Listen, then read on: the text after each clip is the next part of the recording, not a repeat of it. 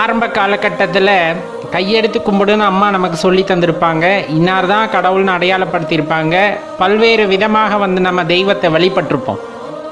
ஒரு காலகட்டம் வந்ததுக்கப்புறம் ஈசன் நம்மை ஆட்கொள்கிறார் அப்படிங்கும் போது தான் ஈசனோட அருமை பெருமைகள், அவரோட அன்பு, அவரோட காதல் எல்லாமே நமக்கு தெரிய வரும்.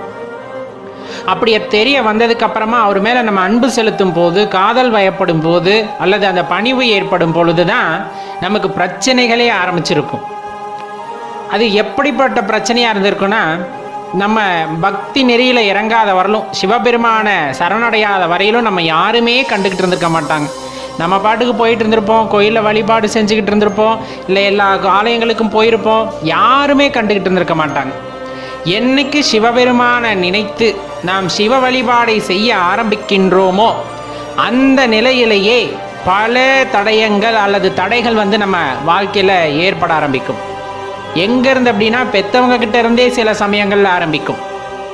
பெற்றவங்க கிட்ட இருந்தே சில சமயம் ஆரம்பிக்கும், அல்லது உற்றார் உறவினர், நண்பர்கள், சுற்றம், வட்டம் என்று அருகில் இருப்பவர்களை எல்லாம் நம்ம இழிந்து பேச ஆரம்பிப்பார்கள்.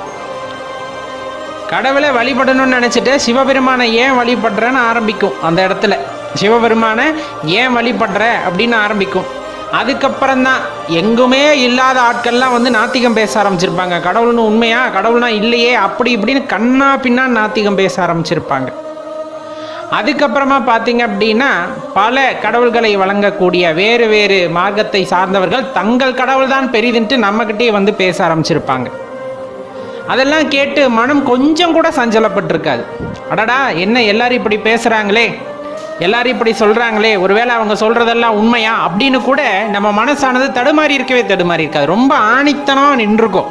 நான் பற்றியது யாரை? சிவபெருமானை. யார் என்னை ஆட்கொண்டால்? சிவபெருமான் என்னை ஆட்கொண்டார். அப்போ இவங்க பேசுகிறதெல்லாம் என் காதுக்கு கேட்கவே கேட்காதுங்கிற மாதிரி ஆயிருக்கும். ஒரு சிலர் விரதம் இருந்தால் தான் கிடைக்கும் அப்படின்னு இருப்பாங்க. ஒரு சிலர் வேள்வி நடத்தினால்தான் கிடைக்கும் அப்படிம்பாங்க. இந்த மாதிரி பல வழிகளில் இருக்கக்கூடிய வழிமுறைகளை எல்லாம் நமக்கு கற்றுக் கொடுக்க முயற்சி செய்திருப்பார்கள். அதுலேயும் ரொம்ப பார்த்தோம் அப்படின்னா, எந்த அளவுக்கு இழிந்து பேச முடியுமோ அந்த அளவுக்கு எளிவாக பேசி இருப்பார்கள். நம்மளும் பார்த்தோம் அப்படின்னா, அவர் ஆட்கொண்டதுக்கு அப்புறமா தன்னிலை மறந்து அப்படிங்கிறத விட தன்னை பற்றி அறிந்து கொள்ள வேண்டும் என்ற வேட்கையில், என்னுள் இருக்கின்ற ஈசனை உணர்ந்து கொள்ள வேண்டும் என்ற வேட்கையில் சதா சிவனோட ஞாபகமாகவே இருக்கும். சதா சிவனோட ஞாபகமாகவே இருக்கும். அப்படி அதே ஞாபகத்தில், அதே சிந்தனையில் இருக்கும்போது பல்வேறு எலி பேச்சுகளுக்கு, அதாவது கண்ணா பின்னான்னு பேசியிருப்பாங்க. பித்தன் மாதிரி அலையிறான், சித்தன் மாதிரி அலையிறான், பிரம்ம பிடிச்ச மாதிரி அலையிறான், இப்படி என்னென்ன வார்த்தைகள் எல்லாம் சொல்லி பேச முடியுமோ எல்லா வார்த்தைகளையும் சொல்லி பேசியிருப்பார்கள். எந்த இடத்துலையும் மனசு அப்படிங்கிறது கொஞ்சம் கூட சஞ்சலப்பட்டிருக்காது. ஏன் திரும்ப நான் சொல்கிறேன், நம்ம பிடிச்சது யார் காலை அப்படின்னா சிவபெருமானோட காலை. யார்? பராபரத்தோட காலை. அப்படி இருக்கும்போது இவங்க பேசுறதுக்கெல்லாம் காது கொடுத்துட்டா என் வாழ்க்கையில் இறைவனை காண்பதில் தடை ஏற்பட்டு விடும் அப்படின்னு உள்ளார்ந்த உணர்ந்ததின் பொருட்டு மற்றவர்கள் பேசுவதை எதையும் செவிக்குள் கொண்டு போகாமல் வெளியவே நிறுத்தி வச்சிருவோம். அவங்க பேசுறதெல்லாம் வாங்கி, அவ என்னென்ன திட்டினாலும் சரி, என்னென்ன இகழ்ந்து பேசினாலும் சரி, எல்லாத்தையும் வாங்கி மாலை மாதிரி அணிந்து கொண்டு, என் கழுத்திலே விழுந்த மாலை மாதிரி அணிந்து கொண்டு என் போக்கில் போக வேண்டும் என்று எல்லோருமே சென்று இருப்போம். உன்னதமான பக்தி, நான் தான் சொல்கிறேனே, உன்னதமான பக்தி. அந்த படைப்பின் சிருஷ்டி கர்த்தா அப்படின்னு சொல்லக்கூடியவர், அந்த சிற்றம்பலத்துள்ளே அப்படின்னு அந்த இடத்துல இருக்கக்கூடிய அந்த ஆற்றல் அப்படிங்கிறது என்ன சொல்கிறதுனே தெரியல. அது எண்ணில் அடங்காது, அது வார்த்தையால் வர்ணிக்க முடியாது, இப்படித்தான் என்று கூற முடியாது. அப்படிப்பட்ட அனுபவத்தை நமக்குள் ஏந்தி கொள்ள வேண்டும், அதை உணர வேண்டும் என்ற அந்த நாட்டமுடையவர்களால் மட்டுமே சிவபெருமானை வழிபட முடியும். நம்ம நினைக்கிற மாதிரி எல்லா இடத்துலையும் சிவபெருமானை கண்டுவிட முடியுமா? கட்டாயமாக கண்டுவிட முடியும். எல்லாராலும் கண்டுவிட முடியுமா? கண்டிப்பாக முடியாது. அந்த வேட்கை இருப்பவர்களால் மட்டுமே சிவபெருமானை உணர்ந்து கொள்ள முடியும். இறைவன் மீது அந்த நாட்டமுடையவர்களால் மட்டுமே இறைவனை உணர்ந்து கொள்ள முடியும். நாத்திகம் பேசிக்கிட்டு அதை பற்றி ஒரு தேடலுமே இல்லை என்றால் அது பிரயோஜனமே இல்லாமல் போகும். எந்த ஒரு விஷயமாக இருந்தாலும், சந்தேகமாக இருந்தால் அதை பற்றின ஆராய்தல், அதை உணர்ந்து கொள்ள வேண்டும் என்ற வேட்கை, இறைவனின் மீது ஒரு பிடிப்பு அப்படிங்கிறது கட்டாயமாக இருக்கணும்.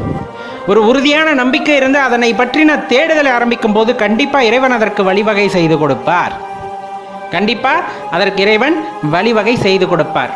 நம்ம வச்சிருக்க பாசம், அந்த நேசம் அப்படிங்கிறது பார்த்தீங்கன்னா பச்சை மரத்தில் ஆணி அரைஞ்சார் போல அப்படியே ரொம்ப கிச்சனை பிடிச்சிக்கும். அதுல இருந்து நம்ம கண்ணில் இருந்து வர்ற அந்த கண்ணீர் அப்படியே பெருகி பெருகி ஆறாக ஓடி ஐயனின் காலை அபிஷேகம் செய்யும். ஐயனின் காலுக்கு அது அபிஷேக நீராக செல்லும். அத்தனையும் ஆனந்தத்தின் வெளிப்பாடாக வருவது, அத்தனையும் ஆனந்தத்தின் வெளிப்பாடாக வருவது. இறைவனை காணும் போதே புல்லரித்து போய் நின்று விடுவோம். அப்படியே அவரை பார்த்தா என்ன நடக்குது ஏது நடக்குதுன்னே தெரியாது. இறைவனை நினைச்சிட்டா போதும், கண்ணில இருந்து அருவியா தண்ணி கொட்டும். அவரை பற்றி புகழ்ந்து பேசிக்கிட்டே இருக்கணும்னு தோணும். சிவா அப்படிங்கிற ஒரு பேரை கேட்டுட்டா போதும், அவரை பற்றி பேசிக்கிட்டே இருக்கணும், அவரை பற்றி நினைத்து கொண்டே இருக்கணும். இப்படிப்பட்ட எண்ணங்கள் தொடர்ந்து தோன்றிக்கொண்டே இருக்கும். மற்றவர்கள் தீங்கு செய்கிறார்கள், மற்றவர்கள் அதை செய்கிறார்கள், இதை செய்கிறார்கள், எதை பற்றி பேசுவதற்கும் நேரம் இருக்காது. ஏனால் என் சிந்தையில் யார் மட்டும் இருக்கிறார்? சிவபெருமான் மட்டுமே இருக்கின்றார். இந்த புறம் பேசுவது அல்லது குறை கூறுவது இது எல்லாம் மனதிலே வந்துட்டு தீய எண்ணங்கள் உடையவர்களால், மற்றவர்கள் மீது குறை காண்பவர்களால் மட்டுமே முடியுமே தவிர, எல்லா இடத்திலும் இறைவன் நிறைந்திருக்கிறார் அப்படிங்கிற அந்த உண்மையை தெரிந்து கொண்டு சிவபெருமானை தனது சிந்தையில் தாங்கி கொண்டிருக்கிற ஒருவருக்கு எந்த இடத்திலையும் மாற்று சிந்தனை என்பது இருக்கவே இருக்காது. ஒரே சிந்தனை, அதுவும் சிவபெருமான் மட்டும்தான். எது நடந்தாலும் அது சிவபெருமான் நடத்தி வைப்பது, எது நடந்தாலும் அது என் ஈசனால் நடப்பது அப்படிங்கிற அந்த ஒரு எண்ணத்தில் அப்படியே போய்கிட்டே இருப்பாங்க. அடியார்களை பார்த்தா அந்த அடியார் உருவத்தில் இறைவனை பார்க்கக்கூடிய தன்மை சிவனடியார்களுக்கே உண்டு. அடியாரின் உருவத்தில் சிவனை பார்க்கின்ற தன்மை சிவனடியார்களுக்கே உண்டு. அப்படியே பார்த்து பூரிச்சு போயிடுவாங்க. கையெடுத்து சிவபெருமானே அப்படின்னு மனசில் நினைச்சிட்டு கையெடுத்து கூப்பி வழிபடும் பொழுது அதில் இருக்கின்ற ஆனந்தமே வேறு. எப்பவுமே சிவனை பற்றி பாடல்கள், எப்பவுமே சிவனை பற்றி பேசக்கூடிய வாய்ப்புகள், எப்பவுமே சிவனை பற்றி நினைக்கக்கூடிய சந்தர்ப்பங்கள் எத்தனை பேருக்கு கிடைக்கும்? எத்தனை பேருக்கு அந்த கொடுப்பனை கிடைத்திருக்கிறது? இறைவன் ஆட்கொண்டவர்களுக்கு மட்டுமே, இறைவன் அருள் செய்தவர்களுக்கு மட்டுமே அந்த தன்மையானது கிடைக்கப் பெறுமே தவிர எல்லோருக்கும் கிடைப்பது இல்லை. அதே கிடைக்காமல் போய்விடுமா என்றால் கிடையவே கிடையாது.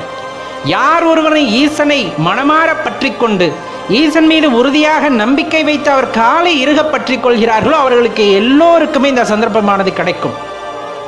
மனதில் உறுதித்தன்மை, மனதில் அசைக்க முடியாத அந்த நம்பிக்கை ஈசன் மீது ஏற்படும் பொழுது அவரை பற்றிய தேடுதல் ஆரம்பிக்க வேண்டும், அதில் தொடர்ந்து செல்ல வேண்டும் என்ற எண்ணம் வந்து விட்டாலே போதும், இறைவன் அதற்கான வழியை காட்டுகின்றார். இப்போ நம்ம ஏற்கனவே சொன்னோம் இல்லைங்களா, வருகின்ற பிரச்சனைகள் அப்படின்னு சொல்லிட்டு எப்போ நம்ம சிவபெருமானை நினைக்க ஆரம்பிக்கின்றோமோ எதுவுமே இல்லாமல் இருக்கிறவர்களும் உங்களை யாருமே கண்டுகிட்டு இருக்க மாட்டாங்க. நீங்கள் சிவபெருமான் மீது பாசம் வைத்ததுக்கு அப்புறம் தான் வருவாங்க. இது நம்ம வாழ்க்கையில் மட்டும் கிடையாது, இது நம்ம வாழ்க்கையில் மட்டும் கிடையாது, எல்லா சிவனடியார்கள் வாழ்க்கையிலும் இது வந்திருக்கும். கண்டிப்பாக இது மாணிக்கவாசகர் வாழ்க்கையிலும் நடந்திருக்கிறது அப்படிங்கிறத தான் அழகாக வந்துட்டு நம்ம திருவாசகத்தில் ஐயா குறிப்பிடுகின்றார். தெய்வம் என்பதோர் சித்தம் உண்டாகி முடிவிலாது ஓர் பொருளது கருதலும் 6 கோடி மாயா சக்திகள் வேறு வேறு தம் மாயைகள் தொடங்கின. ஆத்தமானார் அயலவர் கூடி நாத்திகம் பேசி நாத்தழும்பு ஏறினர். சுற்றமென்னும் தொல்பசு குழாங்கள் பற்றி அழைத்து பதறினர் பெருகவும் விரதமே பரமாக வேதியரும் சரதமாகவே சாத்திரம் காட்டினர். சமயவாதிகள் தத்தம் மதங்களே அமைவதாக அரற்றி மலைத்தனர். மிண்டிய மாயாவாதம் என்னும் சண்ட மாருதம் சுழித்து அடித்து ஆத்து உலோகாய் அதன் எனும் ஒன்திரல் பாம்பின் கலாபேதத்த கடுவிடம் எய்தி அதிர்பெருமாயை என பல சூழவும் தப்பா மேதாம் பிடித்த சலியா தளலது கண்ட மெழுகது போல தொழுது உளமுருகி அழுது உடல் கம்பித்து ஆடியும் மலரையும் பாடியும் பறவையும் கொடியிரும் பேதையும் கொண்டது விடாது எனும் படியே ஆகினல் இடையரா அன்பில் பசுமரத்தாணி அறைந்தார் போல கசிவது பெருகி கடலென மருகி அகங்குலைந்து அனுகூலமாய் மெய்விதர்த்து சகம்பேய் என்று தம்மை சிரிப்ப நானது ஒளிந்த நாடவர் பழித்துறை பூனது ஆக கோணுதல் இன்றி சதுர் எழுந்து அறிமால் கொண்டு சாரும் கதியது பரமா அதிசயமாக. இந்த பாடலை படிச்சிருந்தீங்கன்னா உங்களுக்கு நல்லா தெரிஞ்சிருக்கும். இதை விட பெரிய அனுபவம் வேறு யாருக்கும் இருந்திருக்க போகிறதில்ல. ஐயா சொல்கிறதுலே எல்லாம் வந்துடும். இப்போ நம்ம எதிர்கொண்ட எல்லா பிரச்சனைகளும் வரும், இது எல்லாருமே அனுபவிக்கிறது தான். அதனால தான் சொல்லப்படுறது, இந்த மாதிரி என்ன எண்ணங்கள் வந்தாலும், இந்த மாதிரி என்ன எண்ணங்கள் வந்தாலும், எந்த சொல் வந்தாலும், எந்த எளிப்பேச்சு வந்தாலும் எதையும் காதுக்க வச்சுக்க கூடாது, எதையும் காதுக்கு வச்சுக்க கூடாது. அதே போல பிற தெய்வங்களை நாம் எழுந்து பேசக்கூடாது. எல்லா தெய்வங்களின் வடிவாகவும் நாம் யாரைத்தான் பார்க்கிறோம்? சிவத்தை தான் பார்க்கிறோம். யாரை பார்த்தாலும் ஓம் நம சிவா என்று சொல்லிவிட்டு சென்று விட வேண்டியதுதான். நாம் யாரையும் எதுவும் பேசுவதும் கூடாது. அதே போல் யார் பேசினாலும் நாமும் அதை காதுக்கு வைத்துக் கொள்ளக்கூடாது. சிவசிந்தனையிலே இருப்பவர்களால் மட்டும்தான் சிவனை உணர்ந்து கொள்ள முடியும், அவருடைய அற்புதங்களை உணர்ந்து கொள்ள முடியும், அவர் யார் என்பதை, அந்த பராபரத்தை நம்மால் உணர்ந்து கொள்ள முடியும் அப்படிங்கிறத தெளிவாக தெரிஞ்சுக்குங்க. வாழ்க்கையில் முன்னேற்றம் அப்படிங்கிறது வேணும். வாழ்க்கையில் ஒரு உன்னத இடத்தை தெரிந்து கொள்ள வேண்டும், பிடித்து கொள்ள வேண்டும் என்றால் சிவபெருமானை பற்றி கொள்ளுங்கள். சிவமே எல்லாத்த விடையும் உயர்ந்தது அப்படின்னு சொல்றதை விட அந்த சிருஷ்டிகர்த்தா அப்படிங்கிற அந்த தன்மை சிவபெருமானுக்கு உண்டு அப்படிங்கிறத தான் நம்ம சொல்ல வர்றது.